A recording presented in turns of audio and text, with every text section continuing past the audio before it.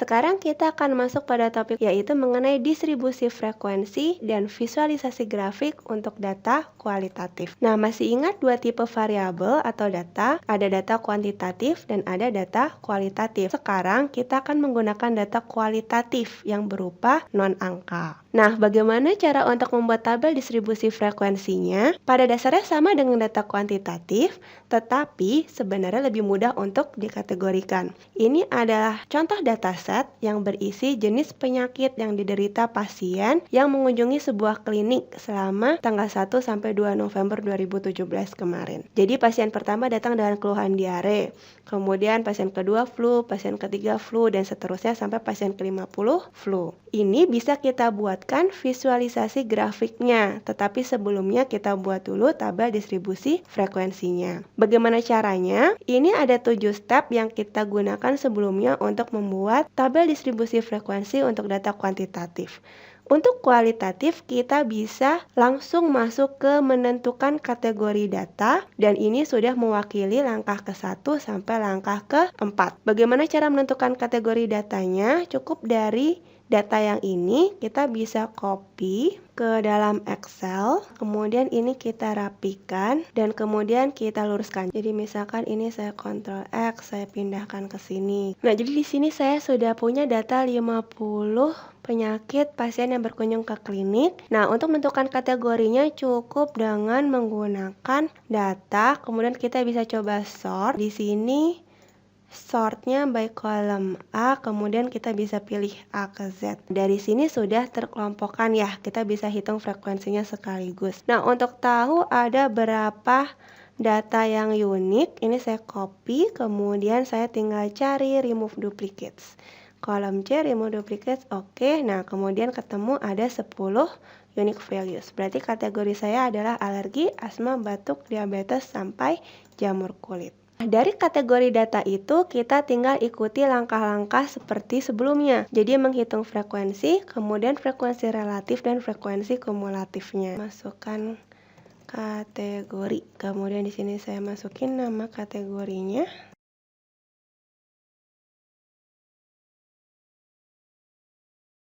Nah, kemudian di sini tinggal frekuensi absolut, yaitu frekuensi kemunculannya, kemudian frekuensi relatif, ini nanti yang dalam persen atau koma, kemudian baru yang frekuensi kumulatif.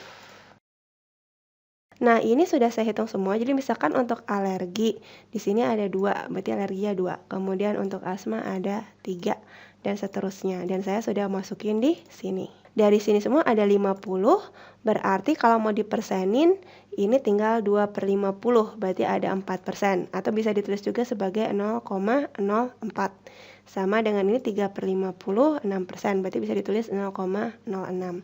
Kemudian untuk frekuensi kumulatifnya, kita bisa gunakan yang simple. Jadi kita gunakan tepi atas sebagai batas untuk frekuensi kumulatif. Berarti untuk kelas yang pertama, kumulatifnya nilainya sama dengan frekuensi kelas pertama, yaitu 2. Kemudian untuk kelas berikutnya tinggal ditambah. Jadi ini 2, kemudian di sini 2 tambah 3 menjadi 5, kemudian seterusnya sampai akhirnya menjadi 50, atau kalau secara relatif dibuat sebagai 100%. Dari sini kemudian kita perlu menambahkan ranking. Jadi kalau untuk data yang kualitatif biasanya kita pengen tahu proporsi, yaitu kategori mana yang muncul paling sering. Nah, kalau untuk ranking gampang, teman-teman tinggal lakukan sorting. Nah, dari sini misalkan saya pilih sorting, kemudian disorting berdasarkan frekuensi absolut. Jadi misalkan dia ambil yang ini, kemudian kita ambil yang largest to smallest. Oke. Ya, berarti di sini kita tahu ada flu yang di peringkat pertama diikuti oleh diare dan batuk dan hipertensi. Jadi di sini saya juga sudah bikin tabel rankingnya. Dia mulai dari flu, ranking pertama, kemudian diare, batuk, hipertensi. Ini sama-sama ranking 3 karena frekuensinya sama, kemudian asma, alergi, dan sebagainya. Nah, implikasinya apa? Dengan kita punya tabel ranking, kita jadi bisa tahu kita harus menyiapkan farmasi kita dengan obat-obat jenis apa. Jadi jangan sampai overstock atau understock. Nah, sekarang setelah kita punya tabel distribusi frekuensinya seperti ini, bagaimana cara memvisualisasikannya supaya mudah di diinterpretasi. Nah, untuk data kualitatif kita memiliki bar chart atau diagram batang dan pie chart atau diagram lingkaran. Nah, untuk bar chart dia mudah untuk data yang berdampingan, jadi mudah untuk dibandingkan antara kategori 1 dengan 2. Kemudian kalau pie chart dia unggul dalam hal mendeteksi proporsi data, tapi tidak untuk data yang terlalu banyak. Jadi mungkin hanya 5-6 kategori. Dan untuk pie chart kita gunakan frekuensi relatif dalam persen. Nah, bagaimana cara membuat chartnya? Nah, ini caranya sangat mudah. Jadi ini saya sudah punya tabel ranking, saya tinggal copy paste ke Excel. Kemudian dari sini saya tinggal buat diagramnya. Jadi sebagai contoh, ini saya highlight, kemudian saya masukkan insert, kemudian ambil diagram batang, kemudian pilih 2D column seperti ini. Nah, di sini kita bisa lihat diagram batangnya. Karena sudah disorting, jadi dimulai dari yang paling tinggi frekuensinya, kemudian sampai yang paling rendah frekuensinya, yaitu di sini gangguan ginjal. Nah, itu untuk diagram batang.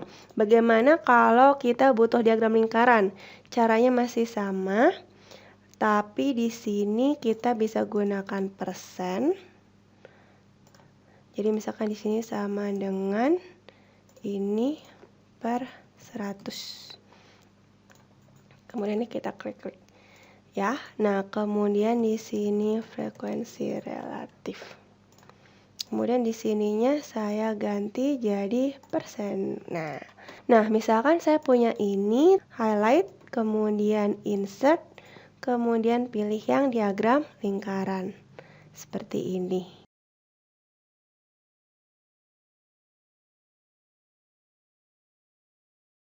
Jadi kita bisa lihat diagram lingkarannya yang paling lebar memang untuk 14% warna biru ini yaitu flu. Kemudian diikuti oleh diare dan seterusnya. Terima kasih dan sampai jumpa di bagian berikutnya.